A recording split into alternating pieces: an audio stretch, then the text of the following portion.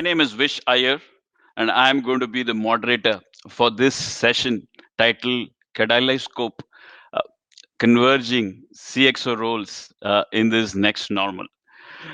I think in the last 12 months, we've all seen a firestorm of disruption.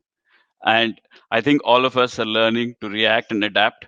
And in this particular session, I am joined by two distinguished co panelists. I'm joined by Abhijit Masumdar, who has an illustrious 25 plus year career.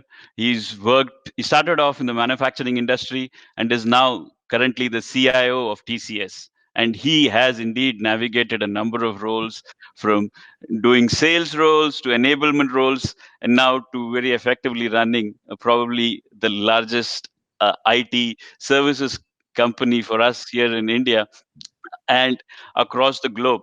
And I'm sure he's going to have some fascinating perspectives that he's learned in the last couple of months that he will share with us on the B2B space. The second panelist that was going to join us is Rajesh Ramakrishnan. He's got a very different perspective. He has worked all his life in the FMCG space, and he is one of the foremost experts who's done, again, like Abhijit, a number of roles from sales to marketing to CIO, and now is currently the managing director of Perfetti, which is one of the largest candy companies in the world. So I'm sure we're going to hear some fascinating perspectives from both of them. So let me first tee this discussion off by asking a question to Abhijit. Welcome to the panel, Abhijit and Rajesh. Thank Thanks you. for joining us. And I wanted to get a perspective from each of you on what you think has changed, what myths have been busted for both of you at a personal level, at an organizational level in the last couple of months, and what has not changed. Over to you, Abhijit. Thanks, Vish, and thanks for having me here today. I think 2020 has been really a epoch year for all of us, and there are a few things that I can say have remained the same, which is we are still working. I think we are growing faster than ever, and that really is a good thing to talk about when the whole world is changing around you, so to speak. I think the three key things that really I would say has been new this year, and these are myths that I would say has been in our industry. I come from the IT industry. One is that we all talk about working from office, working from home has is not so secure because you might have security issues with your data, your customers' data, data privacy, and IP protection. All are critical topics. But if you have planned for it properly, it is possible to work securely and ensure data privacy and IP protection for everybody while working from home. And it is possible for the whole organization. We are an organization of more than 4.5 lakh people to literally work from home and deliver at the same level. In fact, I would guess that our productivity has been higher in this period than it has been before. The second myth is that innovation, especially needs, physical meeting and physical togetherness. And I would say that the innovation agenda has not stopped over the last few quarters. In fact, we had to really innovate real time to make sure that whatever challenge is thrown at us, starting from the lockdown being suddenly declared, and you need to start working from home literally overnight, uh, to ensure that you continue to capture new opportunities on the ground across the world, and do it virtually, right? Collaborate and do it virtually was really a myth that has been busted, that it cannot be done virtually. The third thing that I would say is transformation takes a long time. It needs a lot of planning. It needs a lot of change management. Yes, it does, but there are epochs in time where large key transformations can actually happen, and people will accept major changes if you can tell them why it is the right thing for them to do. So, from my professional perspective, these are three key changes. From a personal perspective, I think Anand also spoke about it a few minutes back. Spending more time than I have ever done in my life with my family has really been a welcome change, and I would like to continue to do that in 2021 and going forward. Beautiful. Thanks, Abhijit. Rajesh, maybe I'm sure you would have a very different perspective, maybe the same perspective. Maybe you may want to touch on what you think hasn't changed as well, if you don't mind. Sure. Thanks, Vish, for having me on this panel, and very happy to be here. Yeah, I think if I look at it, 2020, I would say has been a very destructive year and a disruptive year, right? And I don't necessarily mean it only in the true sense of the word. Of course, it has had impact on people, on businesses in ways that we wouldn't have wanted it to. But when I say destruction, I also mean many myths have been shattered, many rules have been broken, and many paradigms have been busted. So in that sense, there has been a lot of disruption and destruction, right? But of course, of all good things, of all bad things, some good things also come out. And in a way, 2020 has also been the year of creation, I would say, right? Coming out of all the disruption in terms of finding ways of working which we never imagined was possible. Yeah. So, back to the point, I think as an FMCG company, we look at it and say, our sales guys need to be out there selling. Our manufacturing guys need to be in the plants, and the rest of us in the office to support them. But over this year, we've all been working from home, and I would say pretty effectively and productively.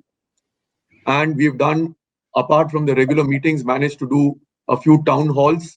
We've also, for the first time, at least in my life in the last 26 years, actually launched new products virtually, where we got the entire sales team to come on a call and literally launch the product the way we would have launched it otherwise.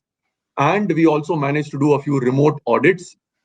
We had, remote manufacturing collaboration between two plants to say how to set up a line and how to, commence production. So I think pretty much all of those things which we never imagined was possible, we could actually start doing thanks to technology and thanks to our own mindsets. So I think in that way, it has been a year of creation and many new things have come about. But if I also look at it, some things have still remained the same and constant. And there, what I mean is the fundamental pillars of the business, right? So if I were to look at our business, there are four fundamental pillars: differentiated products, iconic brands, extensive distribution, and passionate people. These are the four fundamental pillars on which the business runs. And those haven't really changed. Our brands continue to be iconic. We continue to work on, churning out differentiated products for the consumers. Our distribution network, if anything, has only expanded. And of course, our people have got even more passionate and committed because we were also able to keep them engaged and motivated. So while a lot of things have indeed changed, many things have also remained constant, I would say. Beautiful. Hey, thanks, Rajesh. I think you brought up, both you and Abhijit brought up the critical role of technology. And I think in the last 12 months, technology has moved from being an enabler to a differentiator. So I think I want to now get into the business of your customers, your suppliers, your partners, and just draw on the question of how do you see business getting reimagined, uh, and how do you see that coming along? So I think we are in the business of technology, but most of our customers are not in technology business. They are organizations like Perfetti and organizations like Cisco, who use our services to really deliver their goods and services to their end customers. And to that extent, one of the key things that we see is that the way organizations are starting to leverage technology has made a dramatic shift. We have always spoken about technology led disruptors, right? I mean, we have always thought about Amazon to be a technology led disruptor in retail, or an Airbnb in the hospitality sector, and so on and so forth. And you can see Airbnb had a spectacular IPO this year, while the hospitality sector was really under a meltdown.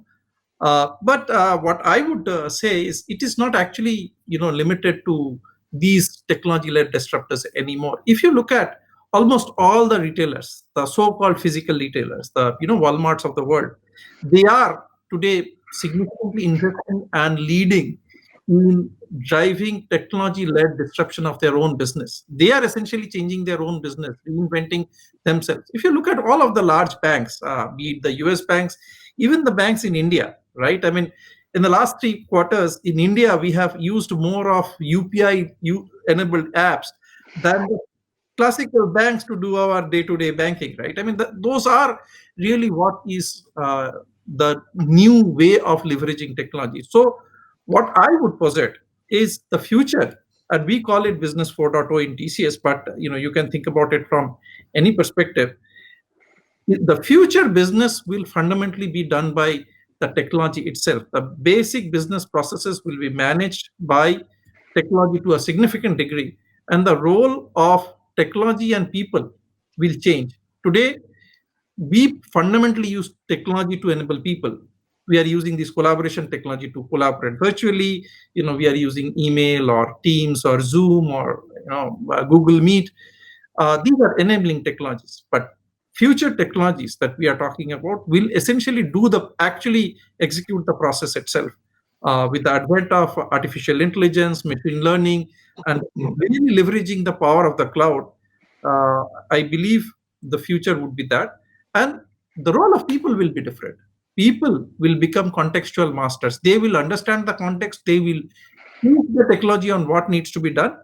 And using that context, the technology will do the work. And then if there are exceptions, if there is something that the machine doesn't know, people's job would be to catch it and then correct it.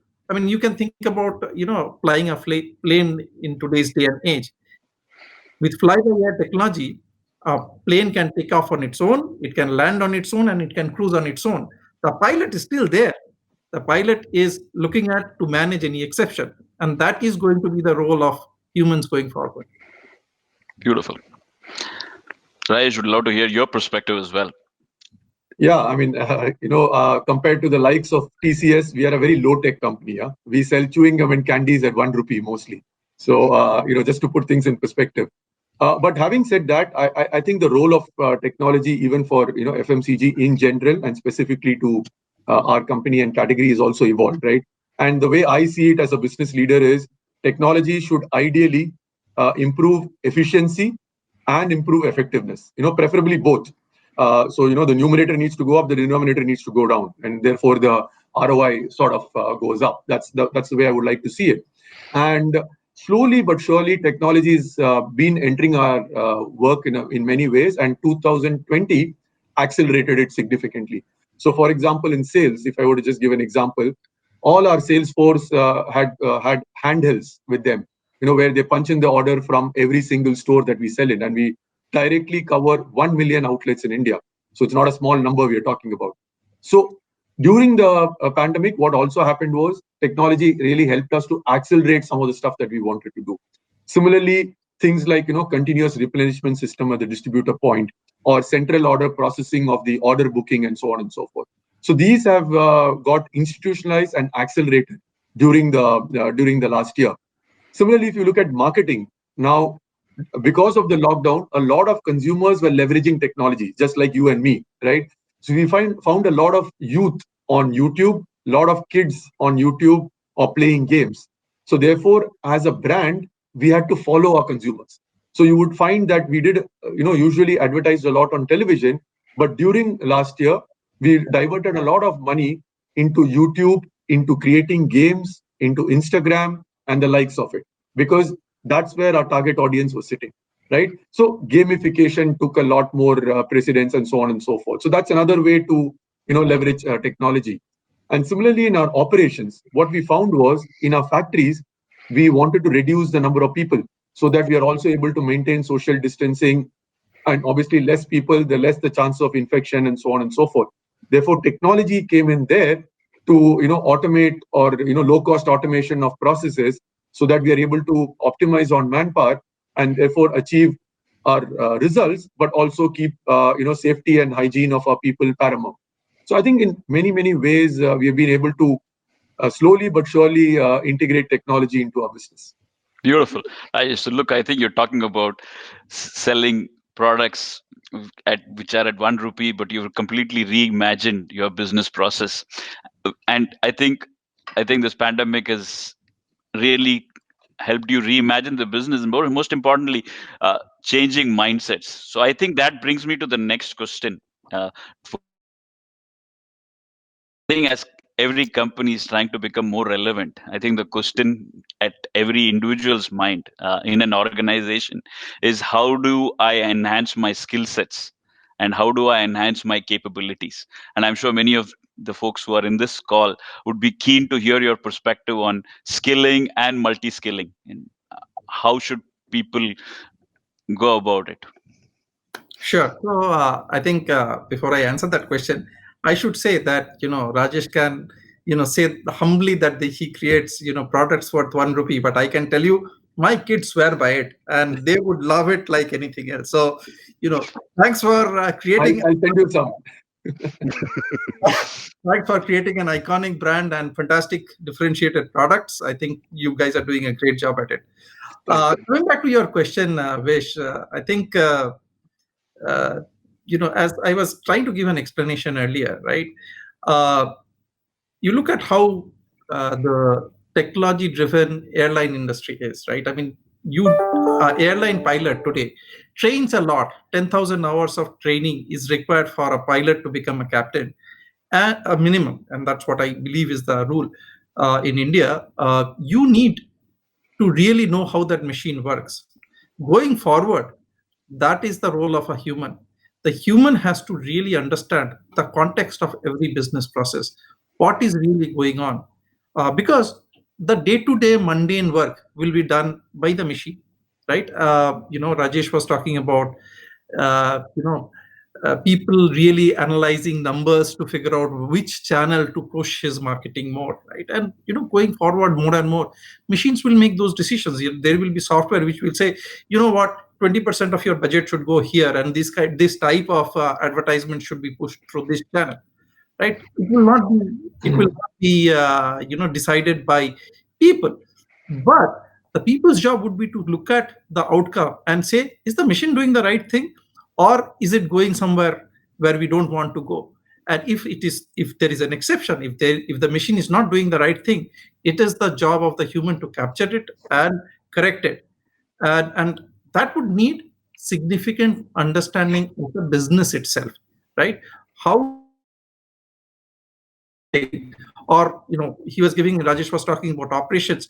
How does the actual shop floor really work, so that a product going into one end of a supply chain, coming out of one factory, going into the other factory, how does the entire process really work? What value addition is happening at every station needs to be really understood, so that you can look at the outcome and say, hey, that particular machine is not doing the work correctly and you need to correct it.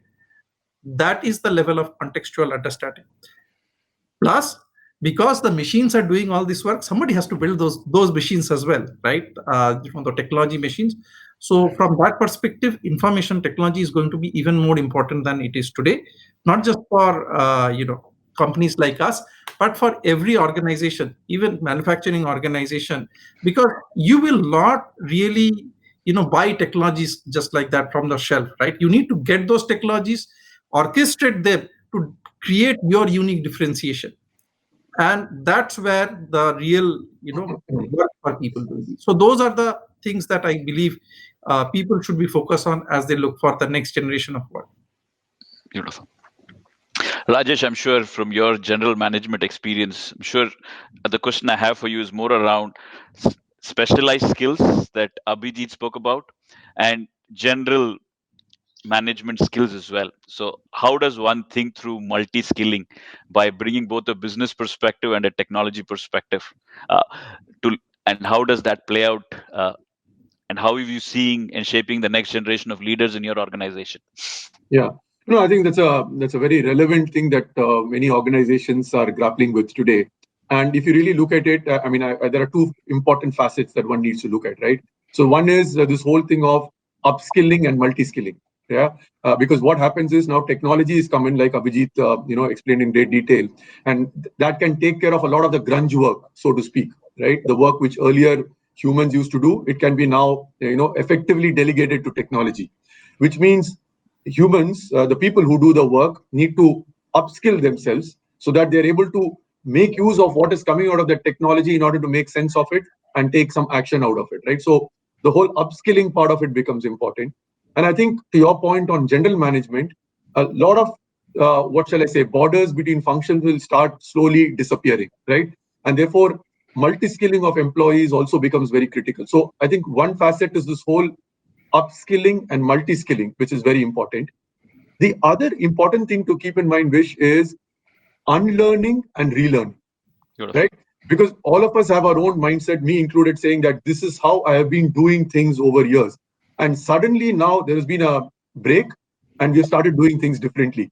So one of the most important things, not just for leaders, for anybody, is can I unlearn what I have learned? Can I relearn that so that I can do things better? And for that, of course, one significant prerequisite is a growth mindset as opposed to a fixed mindset, right? So if you have a growth mindset, you are able to then look at it and say, okay, I want to move forward.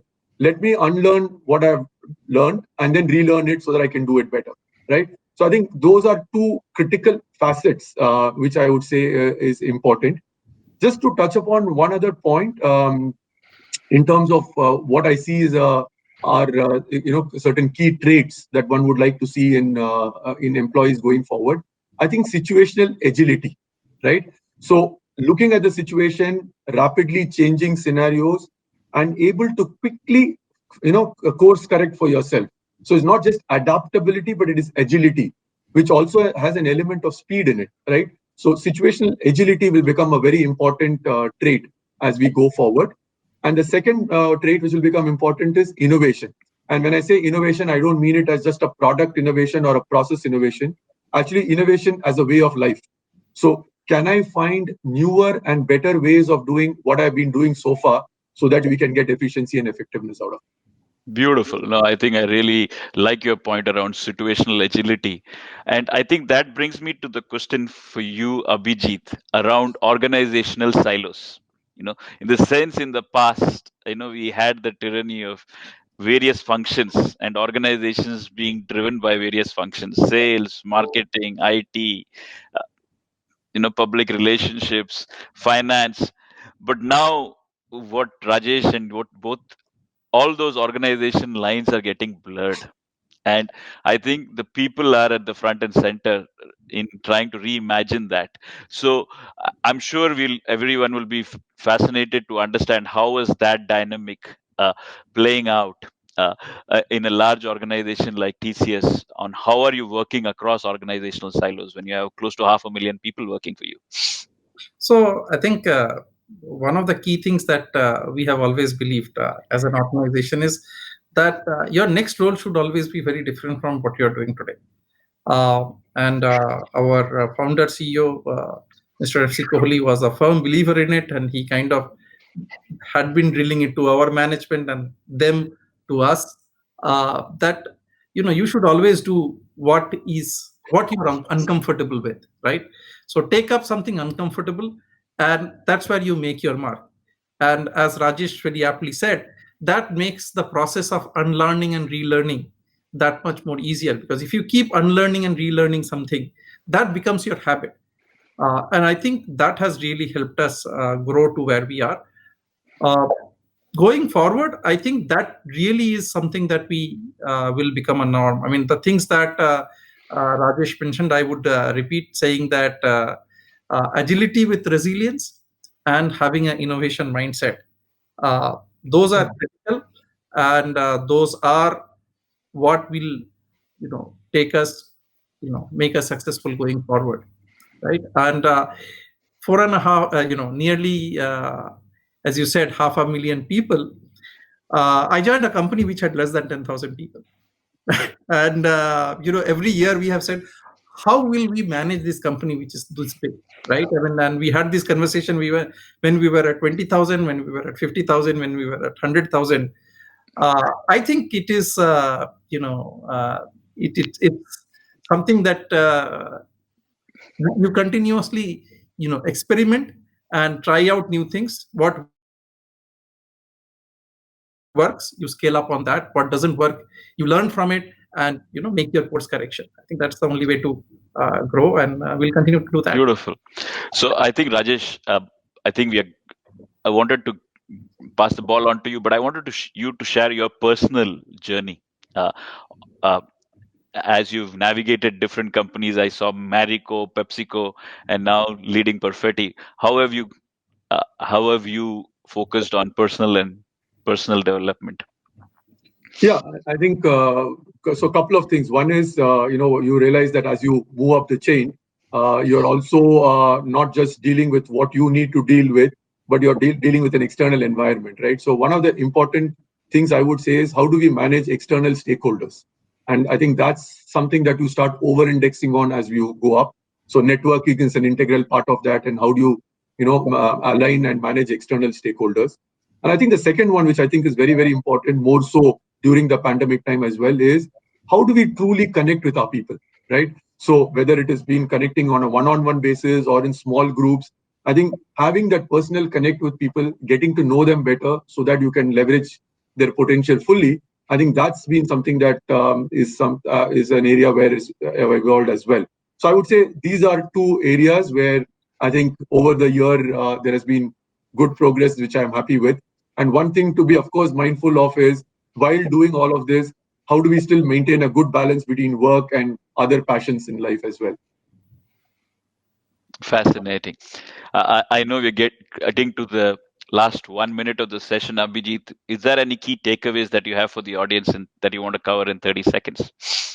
So I think my only key takeaway would be that keep an open mind, and when there is extreme challenge and extreme volatility, take one day at a time, and always know this, that the tomorrow is always better than today.